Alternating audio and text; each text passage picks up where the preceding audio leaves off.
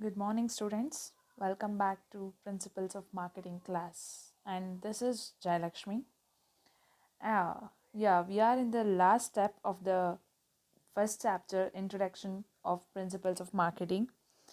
We have done with so many definitions, we have done with the meanings, we have done with the functions, objectives, process, then this, everything we have done and dusted, right? Next, in the last topic I have, in the last class, we have discussed about the marketing mix, 4 P's of marketing mix: the product, price, place, and the promotion or the distribution. And next, we have discussed about the what are the 2 steps we have conditioned, or the 2 condition we have. First one is uncontrollable forces or the internal forces, which means a marketing mix. They have 4, right? Nowadays we have a 7 pieces, right? And the next second one, that is the uncontrollable factors or the market forces or the external forces. We have to discuss about this topic, and this ends your first chapter. Okay, let's we move patapat. First,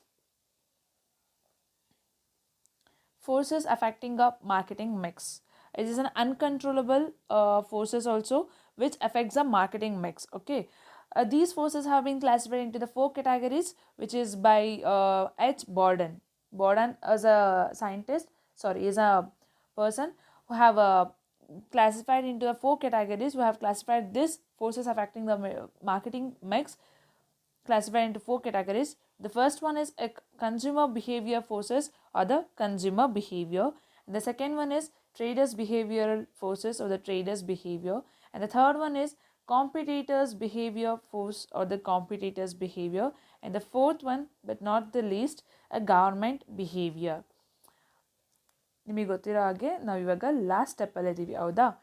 ಇಲ್ಲಿವರೆಗೂ ನಾವು ಎಷ್ಟೋ definitions ತೊಗೊಂಡಿದ್ದೀವಿ, ಎಷ್ಟೋ ಮೀನಿಂಗ್ಸ್ನ ಕಲ್ತಿದ್ದೀವಿ. Market ಅಂದರೆ ಏನು, marketing ಅಂದರೆ ಏನು, ದೆನ್ ಅದರ ಡಿಫ್ರೆನ್ಸಸ್ ಏನಿದೆ, ದೆನ್ ಆಮೇಲೆ ಏನೇನು ಫಂಕ್ಷನ್ಸ್ ಆಗುತ್ತೆ, ಅದ್ರ ಪ್ರೊಸೆಸ್ ಹೇಗಿರುತ್ತೆ, ಆಬ್ಜೆಕ್ಟಿವ್ಸ್ ಏನಿರುತ್ತೆ, ಮಾಡ್ರನ್ ಮಾರ್ಕೆಟಿಂಗ್ ಹೇಗಿದೆ, ಮುಂಚೆ ಇದ್ದಿದ್ದ ಮಾರ್ಕೆಟಿಂಗ್ ಹೇಗಿತ್ತು, ಮಾಡ್ರನ್ ಮಾರ್ಕೆಟಿಂಗ್ ಕನ್ಸ್ಯೂಮರ್ ಓರಿಯೆಂಟೆಡ್ ಇದೆ, ಇದೆಲ್ಲದನ್ನು ನಾವು ಸ್ಟೆಪ್ ಬೈ ಸ್ಟೆಪ್ ಕಲಿತಾ ಬಂದಿದ್ದೀವಿ, ಹೌದಾ?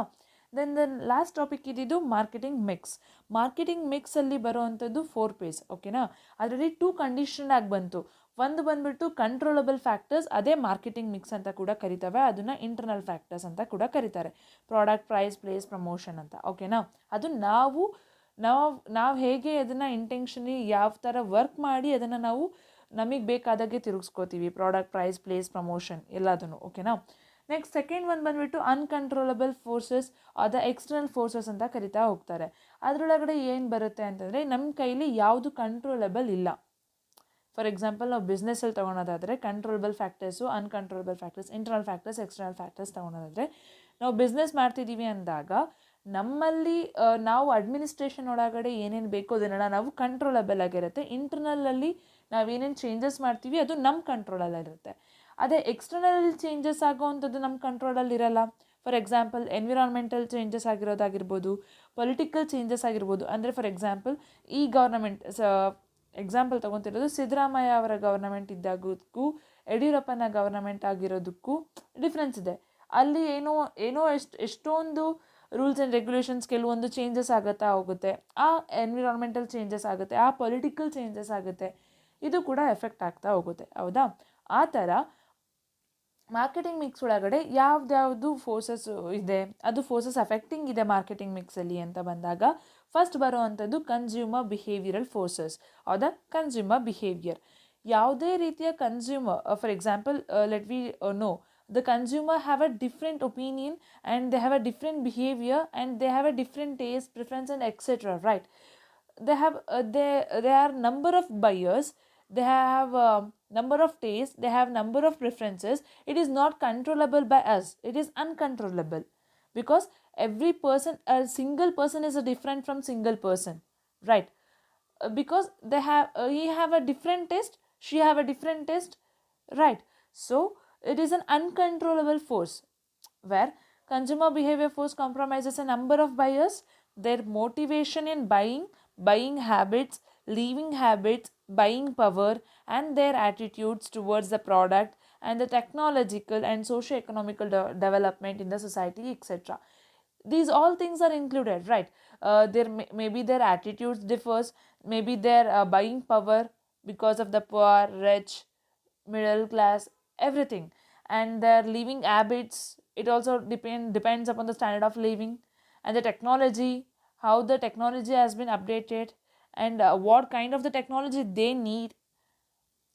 Then buying habits and the motivation in buying, they have a different taste, different preferences, different specification they need, right? So it is an uncontrollable factor where the customers or the consumers are different. ಅರ್ಥ ಆಯ್ತಾ? Consumers ಅವ್ರದ್ದು ಒಂದೇ ರೀತಿ ಇರಲ್ಲ, ಎಲ್ಲರಿಗೂ ಅವ್ರದ್ದೇ ಆದ ಬೇರೆ ಬೇರೆ ಡಿಫ್ರೆನ್ಸಸ್ ಇರುತ್ತೆ. ಜೊತೆಗೆ ನಾವು ಹೆಂಗೆ ಪ್ರೊಡಕ್ಷನ್ ಮಾಡ್ತೀವಿ ಅದಕ್ಕೆ ತಕ್ಕಂಗೆ ಕನ್ಸ್ಯೂಮರ್ಸ್ ಇರ್ತಾರೆ ಅಂತ ಅಲ್ಲ, ನಾವು ಕನ್ಸ್ಯೂಮರ್ಸಿಗೆ ತಕ್ಕಂಗೆ ನಾವು ಪ್ರೊಡಕ್ಷನ್ ಮಾಡಬೇಕು. ಅದು ಮೇ ಬಿ ಚೇಂಜ್ ಆದರೂ ಆಗುತ್ತೆ. Those are all uncontrollable forces and external forces. Okay, first force ಬಂದುಬಿಟ್ಟು consumer behaviour forces are the consumer behaviour. Second ಬಂದುಬಿಟ್ಟು traders behavioural force are the traders behaviour. Traders ಜೊತೆಗೂ ಕೂಡ ತುಂಬ ಡಿಫ್ರೆಂಟಾಗಿರುತ್ತೆ. ಬಿಕಾಸ್ ಇವತ್ತಿದ್ದು trader next day ಇರ್ತಾರೋ ಇಲ್ಲೋ, in the sense ಎಷ್ಟೊಂದು ಸ್ಟ್ರಕ್ಚರ್ ಆಗಿರ್ಬೋದು, ಅವ್ರ ಆ್ಯಟಿಟ್ಯೂಡ್ಸ್ ಆಗಿರ್ಬೋದು, ಡಿಫ್ರೆನ್ಸ್ ಇರುತ್ತೆ. ನಾನು ಇವ್ರ ಹತ್ರ ಇವತ್ತು ಟ್ರೇಡ್ ಮಾಡ್ತಿದ್ದೀನಿ ಅಂದರೆ ನಂಬರ್ ಆಫ್ ಟ್ರೇಡರ್ಸ್ ಇರ್ತಾರೆ. ಟ್ರೇಡರ್ಸಲ್ಲಿ ನಮಗೆ ಬೇಕಾದಾಗೆ ಅವ್ರು ನಮಗೆ ಸಪ್ಲೈ ಮಾಡ್ತಾರೋ ಮಾಡಲ್ಲೋ ಅನ್ನೋದು ಗೊತ್ತಿರಲ್ಲ. ಬಿಕಾಸ್ ನಂಬರ್ ಆಫ್ ಟ್ರೇಡರ್ಸ್ ಇರ್ತಾರೆ. ಅವರಲ್ಲೇನೋ ಹೆಚ್ಚು ಕಮ್ಮಿ ಆಯಿತು, ಅವ್ರದ್ದು ಇಂಟರ್ನಲ್ ಫ್ಯಾಕ್ಟರ್ ಏನೋ ಪ್ರಾಬ್ಲಮ್ ಆಯಿತು, ಅವ್ರಿಗೇನೋ ಆಯಿತು ಅಂದಾಗ ಅದು ನಮಗೆ ಎಕ್ಸ್ಟರ್ನಲಿ ಫ್ಯಾಕ್ಟರ್ ಆಗಿ ಅದು ಅನ್ಕಂಟ್ರೋಲಬಲ್ ಫ್ಯಾಕ್ಟರ್ ಆಗಿ ಇರುತ್ತೆ. ಅದು ನಮಗೆ ಕಂಟ್ರೋಲಬಲ್ ಮಾಡೋಕ್ಕಾಗಲ್ಲ. Traders behaviour forces compromises the structure, motivation, attitudes and the practice of traders. ಯಾವ ಥರ ಪ್ರಾಕ್ಟೀಸ್ ಮಾಡ್ಕೊಂಬಂದಿರ್ತಾರಲ್ಲ ಅದು ಚೇಂಜಸ್ ಆದರೆ ಅವ್ರದ್ದು ಇಂಟರ್ನಲಿ, ಅವರ ಟ್ರೇಡಿಂಗ್ ಬಿಹೇವಿಯರಲ್ಲಿ ಇಂಟರ್ನಲಿ ಏನಾದ್ರು ಚೇಂಜಸ್ ಆಯಿತು ಅಂದರೆ ಇಟ್ ಅಫೆಕ್ಟ್ಸ್ ಅಸ್. ಹೌದಾ? It affects us. ಬಿಕಾಸ್ ಇವತ್ತು ಕೊಡಬೇಕಾಗಿರೋದು ನಾಳೆ ಕೊಡ್ತಾರೆ ಅಂತಂದರೆ it affects us. It is an uncontrollable factor. We can't control that, right? So this is the second one, which is uncontrollable forces or the uncontrollable factor. Second one, traders behavior or the traders behavior. Then a third one, a competitor's behavioral forces or a competitor's behavior. Competitors, ಎಷ್ಟೋ ಜನ competitors ಇರ್ತಾರೆ. For example, ಒಂದು ಪ್ರಾಡಕ್ಟ್ನ ನಾವು produce ಮಾಡ್ತಿದ್ದೀವಿ ಅಂದಾಗ ಅದಕ್ಕೆ ನಾವು ಯಾವ ಥರ ಯೋಚನೆ ಮಾಡಬೇಕಂದ್ರೆ we need to think out of the box, right? There are number of competitors are there to produce a number of and different kind of products to attract consumers. So we need to think out of the box, and we need to retain our customers with us only, because there are number of competitors. They will acquire the customers, they can take off the customers, right, by giving a more offers, by giving a more specification, by giving a more quality goods, anything, right? Competitors behavior force includes the number of competitors. It may be through the maybe the size or the strength of the competitors, the price or the non-price competitive practices and adopted by the competitors and their reactions to the actions of the firms. In the sense, ಏನಪ್ಪ ಅಂತಂದರೆ size ಆಗಿರ್ಬೋದು, strength ಆಗಿರ್ಬೋದು product ಬಗ್ಗೆ, ಇಲ್ಲ ಅಂತಂದರೆ ಇನ್ನೊಂದು ಥರ competition ಕೊಡ್ತಾರೆ ಪ್ರೈಸ್ ಮುಖಾಂತರ. ಪ್ರೈಸ್ ಆಗಿರ್ಬೋದು, ಇಲ್ಲ ನಾನ್ ಪ್ರೈಸ್ ಆಗಿರ್ಬೋದು. ಪ್ರೈಸ್ ಮುಖಾಂತರ ಅಂತ ಬಂತು ಅಂದ ತಕ್ಷಣ ಅದೇ ಸೇಮ್ ಪ್ರಾಡಕ್ಟ್ ಇರುತ್ತೆ, ಪರವಾಗಿಲ್ಲ, ನಮ್ಮದು ಹೋದ್ರೂ ಪರವಾಗಿಲ್ಲ ಅಂತ ಎಷ್ಟೋ ಕಾಂಪಿಟೇಟರ್ಸು ಅದು 10 ರೂಪೀಸಿಗೆ ಮಾರೋದನ್ನೇ 9 ರೂಪೀಸಿಗೆ ಮಾರ್ತಾರೆ, 8 ರೂಪೀಸಿಗೆ ಮಾರ್ತಾರೆ. Because they need to sustain in the market and they need to develop in the market. Even though they are getting a loss, but their main motive is to reach the customers. First motive, to reach the customers. By that they can increases the amount day by day. ಸೀಸನಲ್ಲಿ ಇವಾಗ 9 ರೂಪಾಯಿ ಮಾಡಿದ್ದು ಅವರೆಲ್ಲ ಕಸ್ಟಮರ್ಸಿಗೂ reach ಆಗಿ ಅವ್ರ ಹತ್ರ ಕುತ್ಕೊಂಡ ಮೇಲೆ ಅವ್ರು ಬೇಕಾದರೆ ಜಾಸ್ತಿ ಮಾಡ್ಕೋಬೋದು. ಇದೇ ಜಿಯೋ ಮಾಡಿದ್ದು ನೋಡ್ರಿ. ಜಿಯೋ ಫಸ್ಟ್ ಎಲ್ಲರೂ ರೀಚ್ ಮಾಡಬೇಕಾಗಿತ್ತು, ಎಷ್ಟೋ ಫ್ರೀ ಡಾಟಾಸ್ ಕೊಟ್ಟರು, ಎಲ್ಲ ಕೊಟ್ಟರು, ರೀಚ್ ಮಾಡಬೇಕಾಗಿತ್ತು. ಹೌದಾ?